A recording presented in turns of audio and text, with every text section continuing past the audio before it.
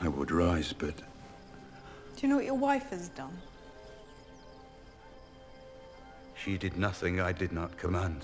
Who'd have thought she had it in her? By what right dare you lay hands on my blood? I am the king's hand. You were the king's hand. Peace and You shall now be held accountable. Oh, will both of you shut your mouths?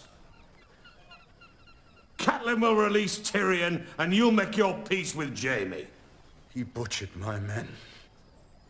Lord Stark was returning drunk from a brothel when his men attacked Jaime. Quiet, woman. Jaime has fled the city. Give me leave to bring him back to justice. I took you for a king.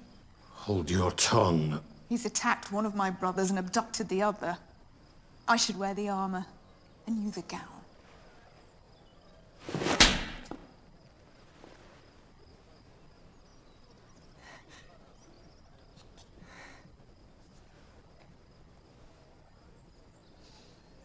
I shall wear this like a badge of honor.